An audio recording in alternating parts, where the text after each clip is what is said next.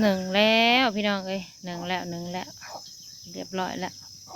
กำลังขึ้นอายกำลังใกล้จะสุกแล้วอีกแป๊บหนึ่งก็สุกแล้วจ้าอยู่ให้อยู่นาเฮ้ยบรรยากาศอยู่นาโหดฮ้อนเลยพี่น้องแด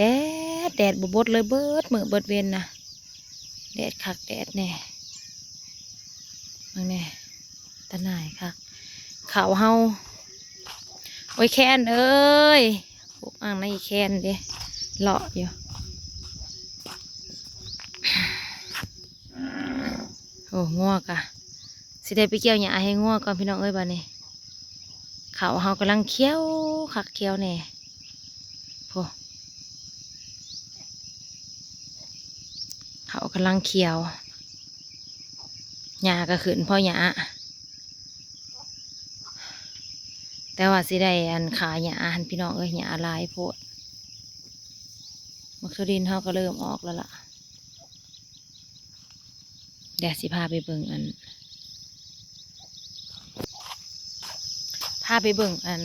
เตาก่อนพี่น้องเทปไทยปิดไว้ลูกปิดไว้สบายดีป่ะลุงเร็ว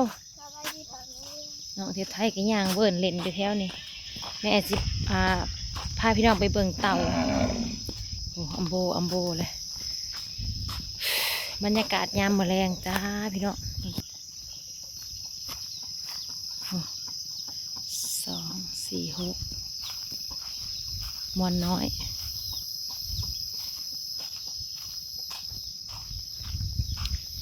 พอบางเพิ่นนั่นจุเตาได้มื้อนี้ต่อที่เตาของเราเลยเดี๋ยวจะได้ไม่แก้วหายได้ลูกเด้อโอ้กำลังสิอ้วนมีเนื้อมีหนังขึ้นมาได้มีเนื้อมีหนังขึ้นมาได้มีเนื้อมีหนังเลยดิคนรอนี่เธอนี่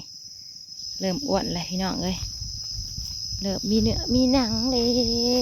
ว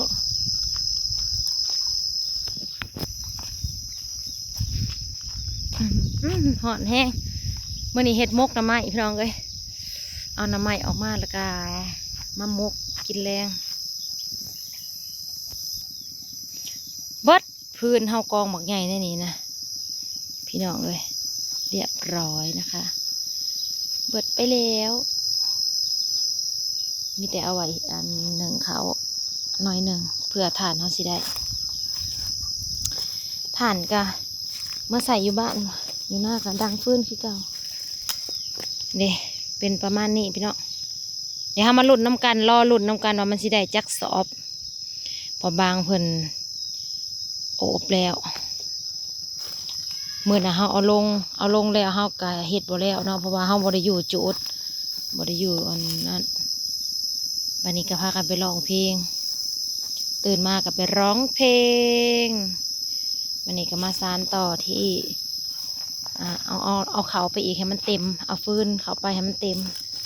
เอาไม้เขาไปให้มันเต็มแล้วก็เริ่มซุ้มเริ่มจุอันนี้จะเป็นหม่องจุหม่องเตาหม่องอย่างก็เอิญแบบเตาไฟหูไฟอะไรเนี่ยเบิดพื้นเลยเพราะจุใส่เอา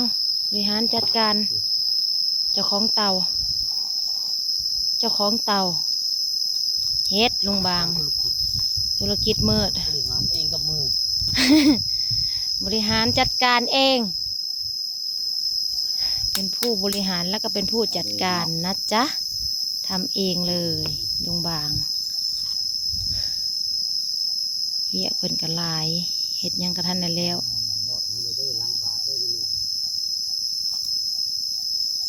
ใครยุ่มบ่มีไฟสอดไปหลอดซุ่มข่อยแห้งไปหลอดมองงานนั้นห้าน้ำไหม้นะก็จะสอดมันสอดขาข่อยมือนะจนแดงแม่ใหญ่นุสินไปสอดอีกสอดแล้วแม่ใหญ่นุสินบอกไปหาต่อเลยมือมันข่อยกระติดอยู่ได้เห็นดิได้ทุกคนมันแตกหมดเลย อะไรพ่อเจ้าเกลือใกล้ข่อยอย่าบ่โตข่อยค้างไว้นะเอาหน้าให้มันกินอยู่ค้างมันไว้อย่ามันมาตอดอันวักถุดินกำลังแตกสงุสงะอยู่พี่น้องเลย โอ้จะเป็นเพิ่นแตกยากแตกซ่าเนาะถ้าแม่นฝนบ่มาตกใส่นี่แห้งสิบ่ขึ้นมาซ้ำอันนี้นะฝนตกก็หลายมื้อละหากะแตกเขิบอืมพี่น้อง พืชเนาะอันนี้เนาะ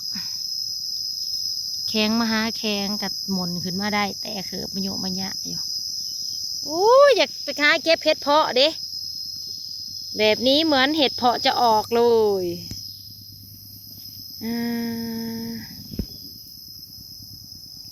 ตัวนี้เขาปลูกน้ำลังก็ออกน้ำลังสีมือเด็กๆจักผู้น้อยประจักผู้ใหญ่น้องตะวันน้องเทพไทยมาลุ่นน้ำกันนะมันสิดกบอ เขาก็ใส่เป็นอยู่ได้นี่นะ3 4 3 3ส่วนร้ายน่ะ3เขาแห่งซื้อเด็กน้อยนะคันแม่นแม่ใส่เองนั่นแห้งลายในน้อยเท่ากับใส่เพิ่นโลดจำพวกนี้โป่งมาทำนี่เสียหยาได้น่ะพวมแตกเถอะพี่น้องเอ้ยเด้ลายเด้หอยหมอกคือดิน2 สอบผู้ได้ดินให้เนี่ยเอาว่าสั่นเพื่อสิแล้วไม่ใหญ่ว่าสู้คือปลูกลายมือแท้เราอะหมอกคือดินน้อยเดียวนะคนละหายลายมือแล้วคงมันแห้งให้ยุดปลูกนี่ตัวปลูกก่อนก็เป็นต้นเป็นยังเลยพี่น้องเอ้ยเขาเฮาก็ออกแหละหมอกที่ดินก็ออกอันนี้ต้นเขานาโนนจ้าพี่น้องลุงบางเอ้ยหญ้าเจ้าซึ่งหลายแท้เด้เกิดแล้วพี่น้องเอ้ยนาโนนก็ได้เด้คำมันใหญ่เบิดกับผู้ดีบ่ห่างปันไดแต่เฮาแนมตอนน้อยนี่ห่างแบบมันใหญ่ขึ้นมามันก็สิพอดีพี่น้องเอ้ยนาโนนหวานนะที่มันเกิดขึ้นมาบ่คือบ่ที่คือเฮาหวานอันนี้แห้งคักขนาขาดน้ำมาเสาะไปเบิดเลยอันขี้ดินทมเบิดเลยแห้งคักให้ลุ่มใครเน่ให้ลุ่มนะหวานก่อนอันนี้หวานช่วงหน้านี่ตัวนี้พอบางหวานก่อนก็เคี้ยวก่อน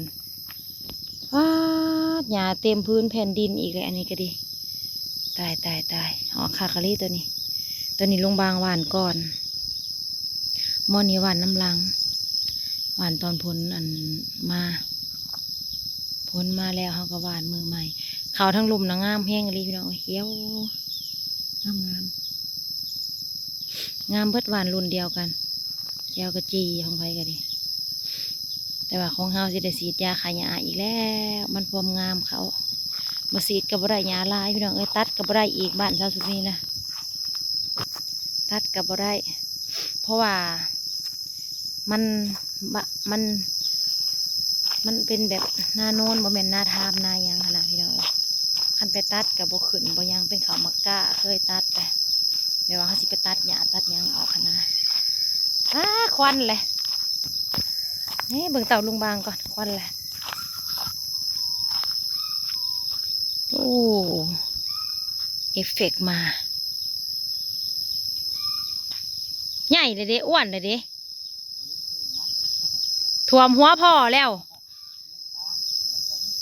ระวังมันซนน่ะสร้างแต่ขี่ซนนี่แหละเด็กน้อยเขาบ่อยากสร้างแต่อยากซนงัวเถอะค่ะอยากซนโอเคพี่น้องเดี๋ยวสาวนี้ก็ขอจบคลิปไปเพียงสำนี้ก่อนฝากกดไลค์กดแชร์รอติดตามชมคลิปต่อไปเด้อพี่น้องจ๋าเจอกันคลิปหน้าขอบคุณทุกกำลังใจกดไลค์กดแชร์กดติดตาม